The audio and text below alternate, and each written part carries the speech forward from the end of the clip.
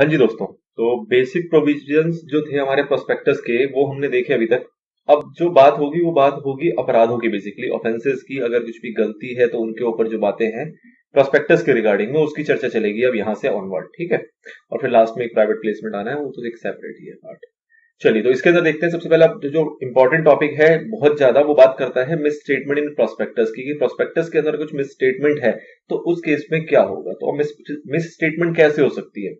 तो बेसिकली यहाँ पे दो रीजन होते हैं, एक वो जो कि भूल चूक से हो गया, और एक वो जो कि हमने इंटेंशनली किया, मतलब गिल्टी माइंड है हमारा, हमने जानबूझ के ऐसा किया ताकि हम डिफ्रॉड कर सके, लोगों से चीट कर सकें, काफी सारे पब्लिकों से पैसा लूट सके। इस टाइप की चीजें, जैसे कुछ स्कैम वगैरह की बातें आई थी, सत्यम स्कैम वगैरह, इस टाइप की बातों को आप यहाँ पे रिलेट कर सकते हो। तो द थिंग इज कि जब आप इंटेंशनली कोई मिसस्टेटमेंट करते हो प्रोस्पेक्टस के अंदर ताकि लोगों को गुमराह करके पैसा रेज कर लिया जाए और उसको फिर आप मिस यूटिलाइज करो, या जो भी आपके माइंड में चल रहा है, द थिंग इज कि आप इंटेंशनली कर रहे हो। और दूसरा होता है आपका कि जहां पे भूल चूक से कुछ हो जाता है और उससे सामने वाले का कुछ नुकसान हो गया, आपकी मिसस्टेटमेंट से किसी का कुछ नुकसान हुआ और वो जो मिसस्टेटमेंट आपने की वो आपने भूल चूक से की थी, ठीक है। तो इस टाइप की चीजों को हम कहते हैं बेसिकली मिसस्टेटमेंट। तो मिसस्टेटमेंट के दो रीजन है। मिसस्टेटमेंट का मतलब क्या है कि कोई भी इंफॉर्मेशन जो आपने अपने प्रोस्पेक्टस में मेंशन की है वो गलत है, या फिर वो कह लो कि वो एक्यूरेट नहीं है, बिल्कुल सही नहीं है, कुछ उसमें कमी पेशी है। तो मिसस्टेटमेंट अगर प्रोस्पेक्टस में करते हैं तो वो बहुत बड़ा अपराध माना जाता है।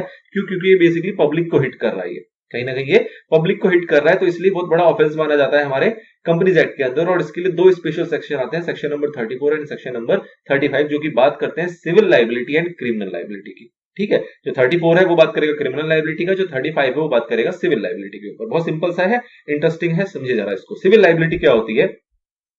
सिविल लाइबिलिटी का मतलब है जब हम किसी पार्टी का कोई नुकसान कर देते हैं और उस नुकसान को भरने की बात आती है तो उसे कहते हैं हम सिविल लाइबिलिटी। मतलब किसी का एक नुकसान हो गया और उसके अंदर उसकी भरपाई कर देंगे, बात खत्म हो जाएगा, तो वो बात खत्म हो जाती है कहां पे? सिविल लाइबिलिटी के अंदर, ठीक है। उसका हमारा सीपीसी 1908 एप्लीकेबल होता है। तो सीपीसी के अंदर तुम जाएंगे नहीं, जो आपका सिविल प्रोसीजर कोड है, बट हमें बेसिकली समझना है कि एक प्रकार का आपने गलती करी, उसका नुकसान क्या होगा और उसकी भरपाई क्या की जाएगी। तो उस गलती की वजह से जिनका भी नुकसान हुआ, जिनके भी डैमेजेस हुए, उनको आपको कंपनसेट करना पड़ेगा, तो आपका लाइबिलिटी खत्म। दिस इज सिविल लाइबिलिटी, ठीक है। सिविल लाइबिलिटी में आपको जेल वगैरह टाइप की चीजें नहीं होती है। क्रिमिनल लाइबिलिटी क्या होगी? क्रिमिनल लाइबिलिटी में होता है जहां पे आपको पेनल्टी भी लगेगी और आपको इम्प्रिजनमेंट भी होगा, वहां पे पेनल्टी भी होगी और इम्प्रिजनमेंट भी होगा। क्यों? क्योंकि यहाँ इंटेंशनली कर रहे हो। तो इस टाइप की जो लाइबिलिटी होती है वो कवर होती है कहां पे? सिविल लाइबिलिटी के अंदर, ठीक है। तो सिंपल सी दो टर्म समझ में आती है कि सिविल लाइबिलिटी क्या है और क्रिमिनल लाइबिलिटी क्या है। सिविल लाइबिलिटी में आपको इम्प्रिजनमेंट वगैरह नहीं होती, जिसका नुकसान क्या उसकी भरपाई करो, बात खत्म। क्रिमिनल लाइबिलिटी के अंदर आपको जेल भी होगी, पनिशमेंट भी लगेगी, तो बड़ा अपराध है बेसिकली, तो वो क्रिमिनल लाइबिलिटी आता है, क्योंकि आपने ये जो फ्रॉड किया या ये जो भी मिसस्टेटमेंट की ये इंटेंशनली की है, ठीक है। तो बात करते हैं सबसे पहले सेक्शन नंबर 34 की। तो 34 का बेसिकली मतलब क्या है कि प्रोस्पेक्टस के अंदर आपने कोई भी इंफॉर्मेशन दिया जो कि अनट्रू था या फिर मिसलीडिंग इंफॉर्मेशन प्रोवाइड कर रहा था, द थिंग इज की मिसस्टेटमेंट हुई है, तो उसके इसमें कौन फंसेगा? तो हर एक बंदा जिसने उस प्रोस्पेक्टस को ऑथराइज किया था, मतलब कि उस प्रोस्पेक्टस के अंदर जिस जिसके हस्ताक्षर है, जिन जिन्होंने परमिशन दे दी कि हाँ भैया सब सही चल रहा है, कोई दिक्कत नहीं है, सब कुछ सही है, मतलब जिन्होंने उस प्रोस्पेक्टस को ऑथराइज कर दिया, वो सारे के सारे यहाँ पे लाइबल होंगे। क्या उनके ऊपर सजा होगी? तो उनके ऊपर सजा होगी एज पर सेक्शन 447।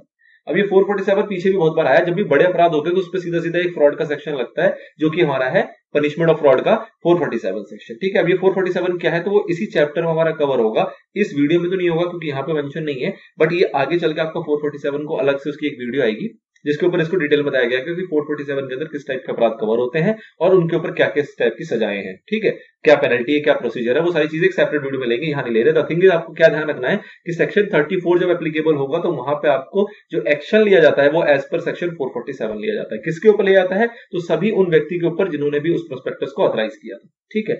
अच्छा, क्या बचने की कोई आसार है?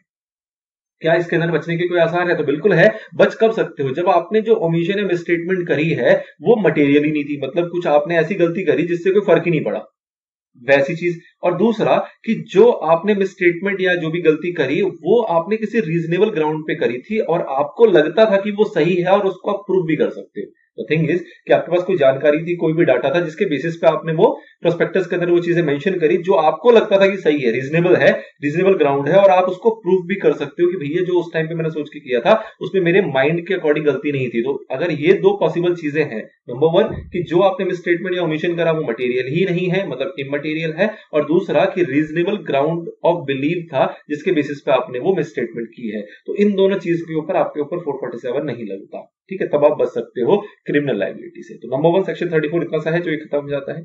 अगली बात आती है सेक्शन 35 की। 35 में क्या कहा जाता है कि अगेन उस टाइप की आपने हरकतें करी, मिसस्टेटमेंट वगैरह करी है 35 के अकॉर्डिंग, तो यहाँ पे कौन कौन लोग फंसेंगे, यहाँ पे कंपनी भी फंसेगी और सारे पर्सन। अब यहाँ पे लिस्ट है कि कौन कौन लोग हैं। तो बेसिकली पहला पॉइंट आता है डायरेक्टर का, कि जो उस कंपनी को इशू कर रहा है उस टाइम पे जो भी कंपनी का डायरेक्टर है वो सारे डायरेक्टर यहाँ पे रिस्पॉन्सिबल है, वो सारे डायरेक्टर यहाँ पे लाइबल होंगे। दूसरा कि जिसे हम कहते हैं प्रपोज डायरेक्टर, जो एक्चुअल में डायरेक्टर नहीं था लेकिन उसने ऑथराइज किया प्रोस्पेक्टस को और उस टाइम पे उसका उस प्रोस्पेक्टस के अंदर नाम लिखा गया था, तो उसको हम सिंपल एक टर्म में बोल सकते हैं प्रपोज डायरेक्टर है। वो एक्चुअल डायरेक्टर नहीं है, प्रपोज डायरेक्टर है। उसके बाद तीसरा बंदा आता है प्रमोटर। चौथा बंदा आता है वो सारे लोग जिन्होंने ऑथराइज किया। देखो 34 के अंदर सिर्फ यही वाली कैटेगरी थी कि जिन्होंने ऑथराइज किया बस वही फंसेंगे, बट यहाँ पे उसके अलावा कंपनी भी आ गया, डायरेक्टर भी आ गया, प्रपोज डायरेक्टर भी आ गया, प्रमोटर भी आ गया और ऑथराइज अगर किसी ने किया तो वो भी आ गया, एंड एक्सपर्ट भी कवर हो गया। एक्सपर्ट कौन सा वाला, तो आपको याद होगा सेक्शन 26 पढ़ा था, उसके अंदर आपका सबसेक्शन 5 था, वहां पे एक्सपर्ट की चर्चा हुई थी।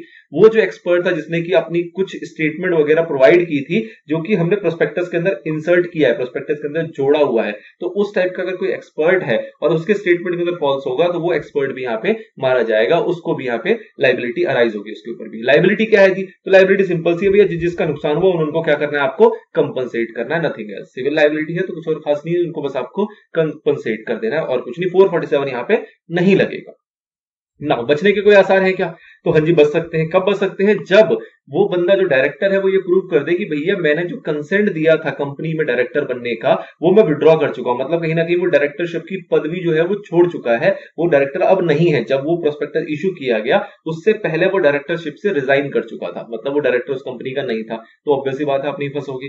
दूसरा कि जब प्रोस्पेक्टस इशू किया गया तो उस डायरेक्टर की नॉलेज में ही नहीं था, मतलब उससे पूछा ही नहीं गया, उससे हस्ताक्षर नहीं लिया गया, उसको कोई जानकारी भी नहीं था, नंबर 1। एंड साथ ही में जैसे ही उसको पता लगा इसके बारे में उसने एक पब्लिक नोटिस जारी कर दी, रीजनेबल पब्लिक नोटिस, कि भैया ऐसा ऐसा हुआ है जिसमें कि मैं शामिल नहीं हूं और इसके अगेंस्ट जो लोग अपने आप को बचा सकते हैं इससे वो बचा ले, इसके अंदर ये कमियां है, प्रोस्पेक्टस के अंदर ये कमियां है। तो इस टाइप का उसने एक पब्लिक नोटिस जारी कर दिया जैसी उसको इस बात में, जैसे उसको ये चीज नॉलेज में आई, तो इस चीज में भी वो बंदा बच जाएगा। और तीसरा आता है कि सपोज करो जैसे हमने ऊपर एक्सपर्ट को फंसा दिया, तो अब एक्सपर्ट क्या करेगा भैया, एक्सपर्ट क्या कहेगा कि भैया जो मैंने रिपोर्ट्स या वैल्यूएशन वगैरह कोई भी काम किया था उसके लिए मेरे पास कोई रीजनेबल ग्राउंड है, मतलब कि किसी के तहत मान लो कोई एक्सपर्ट है, सपोज चार्टर्ड अकाउंटेंट ने कोई वैल्यूएशन करके दी या कोई रिपोर्ट बना के दिया, तो जो रिपोर्ट बना के दिया वो रिपोर्ट के अंदर कमी निकली, इस चक्कर में कह रहा भैया मैं स्टेटमेंट हो गया, तो वो एक्सपर्ट जो सीए होगा वो ये प्रूफ करेगा कि भैया मैंने जो ये रिपोर्ट बनाई थी या जो वैल्यूएशन किया था उसके बेसिस पे मेरे पास उसके लिए कोई रीजनेबल ग्राउंड था जिसके बेसिस पे मैंने वो रिपोर्ट बनाई थी, वो सारे दस्तावेज सारे डॉक्यूमेंटेशन उसके पास मेंटेन होंगे जिसके तहत वो ये प्रूव कर सके कि भैया इनके आधार पर रिपोर्ट बनाई गई है, मेरा इसके अंदर कोई पर्सनल इंटरेस्ट नहीं है, मैं पर्सनली कोई रिस्पॉन्सिबल नहीं हूं,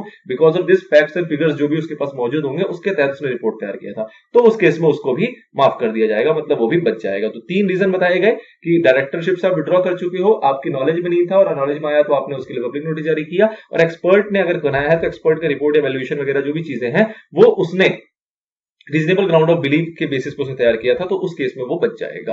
फिर तीसरा इसके अंदर पॉइंट आता है कि लाइबिलिटी ऑन डिफ्रॉड, मतलब कि अगर ये प्रूव हो जाए कि अगेन जो आपने ये मिसस्टेटमेंट किया है जानबूझ के किया है, मतलब जो आपने मिसस्टेटमेंट किया है वो जानबूझ के किया, तो उस केस में क्या होगा, तो सब सेक्शन 1 के अंदर जितने लोग आए, सब सेक्शन 1 में कौन आया था, कंपनी आया था और आपके director, promoter, propose director, expert, authorise जिसने किया था, ये सारे लोगों के ऊपर पर्सनल रिस्पॉन्सिबिलिटी आ जाएगी। पर्सनल रिस्पॉन्सिबिलिटी का मतलब कि इनकी जो लाइबिलिटी है वो अनलिमिटेड हो जाएगी, मतलब कि जितने का भी नुकसान किया वो सारा आपको भरना पड़ेगा, इवन दो आपकी लाइबिलिटी मतलब कोई लिमिट नहीं रहेगी, आपकी लाइबिलिटी जो है उसकी लिमिटेशन खत्म हो जाएगी, जितने भी नुकसान होंगे वो पूरा आपसे से हद तक वसूला जा सकता है अगर ये पता लग जाए कि आपने ये काम जो किया है फ्रॉड का ये इंटेंशनली किया है। तो this is all about section number 34 and 35। इसको बड़े अच्छे से पिक्चराइज किया गया है यहाँ पे, इसमें देख लेते हैं।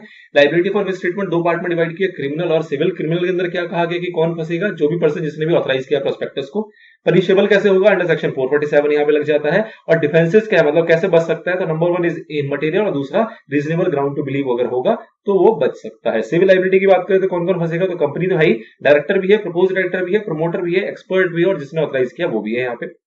साथ में यहाँ पे नुकसान की भरपाई कैसे होगी, तो सीधे सीधे कंपनसेशन देना है उन इन्वेस्टर को जिनका भी नुकसान या डैमेज हुआ है। और डिफेंसेस क्या है नंबर 1 विड्रॉ कर लिया था आपने कंसेंट अपना। नंबर 2 कि आपके पास बिलीव है, रीजनेबल बिलीव के अकॉर्डिंग किया है, जो 26(5) लगेगा, एक्सपर्ट वाली पॉइंट आता है। और अगला आएगा इशू किया गया विदाउट नॉलेज, और उसके लिए जब आपको नॉलेज हुई तो आपने पब्लिक नोटिस जारी कर दिया था। तो ये पूरा सिनेरियो है इन दोनों सेक्शंस का। अब एक छोटा सा सवाल आता है इसके ऊपर, वो देखो जरा क्या कह रहा है, a company issued a prospectus, company ने इशू किया prospectus, all the statement content therein were literally true, सारी चीजें ट्रू थी। It also stated that company had paid dividend for a number of years, company ने dividend pay किया है कई सालों से, ये भी उस स्टेट उसमें लिखा हुआ था प्रोस्पेक्टस में, but did not disclose the fact that the dividend were not paid out of trading profit, ये नहीं लिखा उसके अंदर कि जो हमने डिविडेंड दिया है वो ट्रेडिंग प्रॉफिट से, मतलब रेगुलर वे में जो हम कमाते हैं उस प्रॉफिट से पे किया, ऐसा नहीं लिखा।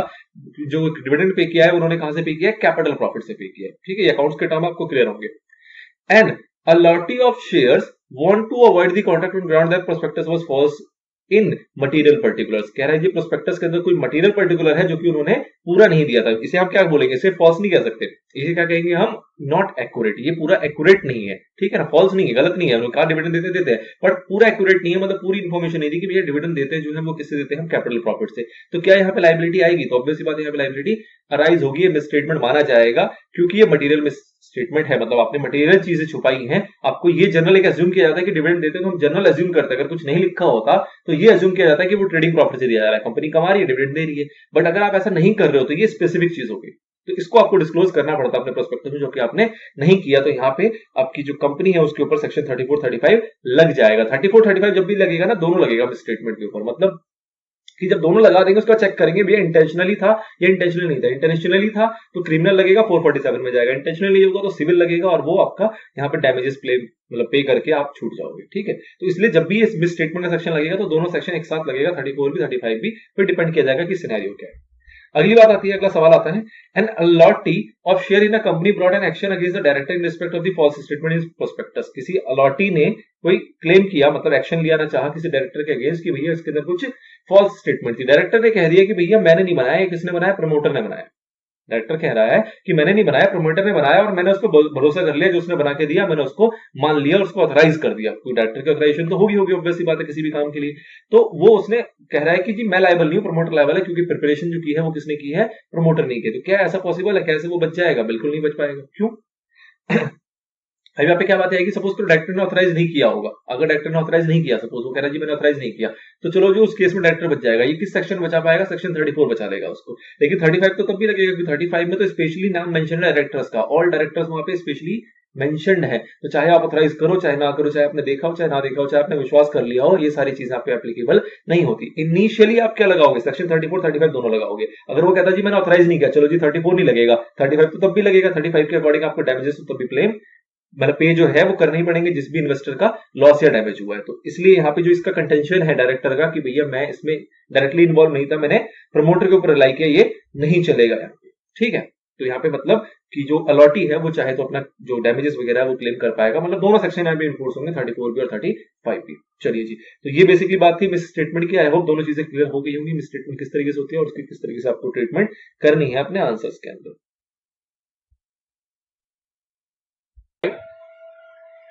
35 बात कर रहा है civil liability for misstatement in prospectus. तो आपने इसके अंदर देखा था कि भाई साहब क्या क्या लाइबिलिटी होती है पर्सनस वगैरह की, कौन कौन लोग इसके अंदर लाइबल होंगे अगर उन्होंने कोई भी मिस स्टेटमेंट करी है तो। फिर इसके अंदर आया था एक्सेप्शन, इसके अंदर आया था आपका सबसेक्शन नंबर 2 जो कि बात करता था एक्सेप्शंस को, जिसके अंदर कहा गया था कि भाई साहब इन लोगों के ऊपर कोई भी सिविल लाइबिलिटी जो सेक्शन 35 की है वो अट्रैक्ट नहीं होगी, इन लोगों को उसकी छूट दी गई थी, कहीं ना कहीं ये बच जाते हैं अपनी लाइबिलिटीज से, ठीक है जी।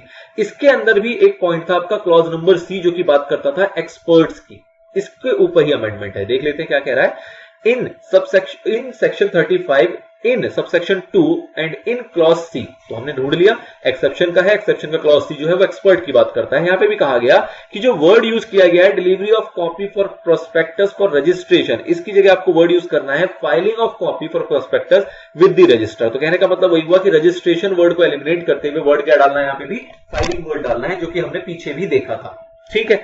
चलिए जी, एक बार पढ़ते हैं जरा क्या कहता था ये कहता था that as regard every misleading statement purported to be made by an expert, कोई भी अगर मिसलीडिंग स्टेटमेंट है जो कि एक्सपर्ट के द्वारा दी गई है और content in what purports to be copy of an extract from a report or valuation of an expert, it was correct and fair representation of the statement or a correct copy of or a correct or fair extract from the report or valuation, and he had reasonable ground to believe that and did up to the time of the issue of the prospectus believe that the person making the statement was competent to make it and that the said person had given the consent required by subsection number 5 of section 26 जो कि हमने पीछे देखा जिसके अंदर amendment आई है to the issue of the prospectus and had not withdrawn that consent before the delivery of a copy of prospectus for registration, इसी के अंदर बदलाव है आपका,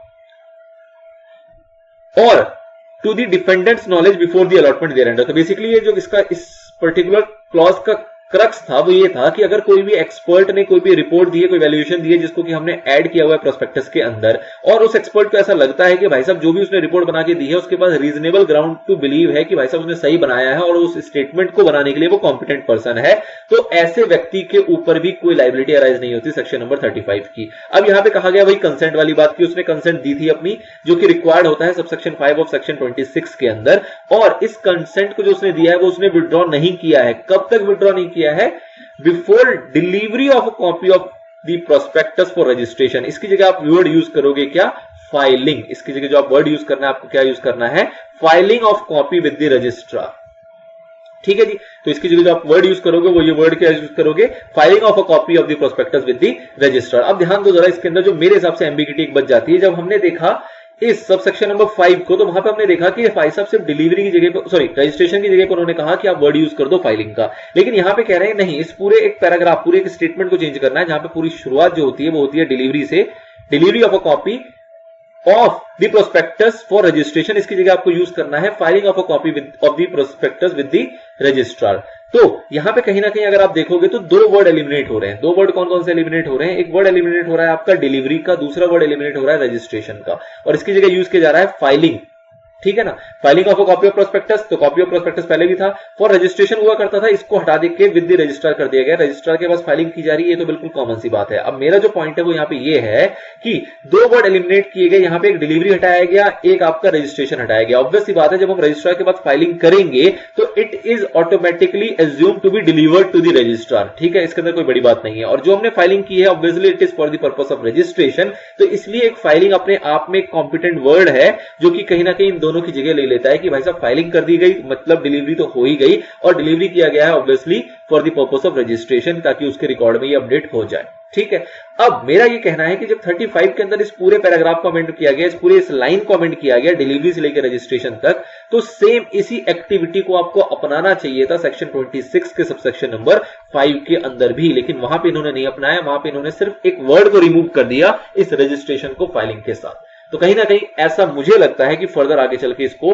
अमेंड कर दिया जाना चाहिए इसी रूप पे जिस रूप में किया गया सेक्शन नंबर 35 को, क्योंकि ये बिल्कुल एक प्रैक्टिकल सेंस लग रही है, इसकी मीनिंग एक प्रैक्टिकल वे में निकल के आ रही है। आपको क्या लगता है कमेंट बता देना, लेकिन अप्लाई मत कर लेना एग्जाम के अंदर। क्यों? क्योंकि जो अमेंडमेंट हुई है वही आपको अपनाना है, अपने आप में चाचा चौधरी नहीं बनना। एक सजेशन है, एक मेरे को लगा, ऑब्वियसली बात है जब आप पढ़ते हो किसी चीज को तो अपनी दिमाग की बत्तियां भी खोल के रखते हो कि आपको उससे क्या समझ में आ रहा है, लेकिन वो आपकी इंटरप्रिटेशन के लिए है, उसको आपको एग्जाम में अप्लाई नहीं कर देना, क्योंकि जो आपको अमेंडमेंट बताती है गवर्नमेंट, जो बताता है आपको MCA, उसी को आपको अप्लाई करना होता है अपने ICI के अंदर, क्योंकि आपका ICI मॉड्यूल भी यही कह रहा है, और ये जो अमेंडमेंट शीट है ये भी ICI के द्वारा ही लॉन्च की गई है। तो इसलिए अगर ICI भी चौधरी नहीं बन रहा तो आपको भी बनने की कोई आवश्यकता नहीं रह जाती।